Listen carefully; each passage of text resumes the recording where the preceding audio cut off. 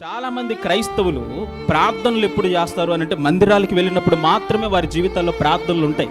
ఇది వరకు నేను చెప్పాను మీ అందరికీ. ఏ వ్యక్తిలో కూడా వ్యక్తిగతమైనటువంటి ప్రార్థన లేదు. సంఘంతో కూడుకున్నప్పుడు ప్రార్థన చేస్తూ ఉన్నాం, స్నేహితులతో కూడుకున్నప్పుడు ప్రార్థన చేస్తూ ఉన్నాం, విజ్ఞాపనలప్పుడు, ఉపవాసాలప్పుడు, ఆల్నైట్ ప్రేయర్లప్పుడు, ఆరాధనప్పుడు అన్ని విషయాల్లో మనం ప్రార్థన చేస్తూ ఉన్నాం. కానీ వ్యక్తిగతంగా దేవునికి మనకి మధ్య ఉన్నటువంటి సంబంధాన్ని వృద్ధి చేసుకోవడానికి, ఆయన స్వరాన్ని వినడానికి, ప్రత్యేకంగా మన వ్యక్తిగత జీవితాల్లో ఎదురవుతున్నటువంటి సమస్యల నుంచి మనం విడిపించబడడానికి ప్రార్థన చేస్తున్నామంటే ప్రార్థన చేయట్లా. పేతురు, యాకోబు, యోహానులు నిద్రపోయినట్టుగా నిద్రించేటువంటి జీవితాలు మనం జీవిస్తూ ఉన్నాం. ప్రార్థనా భారం లేదు మన జీవితంలో.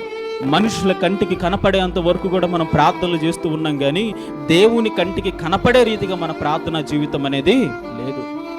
ప్రార్థన అనేది భారం అయిపోయింది.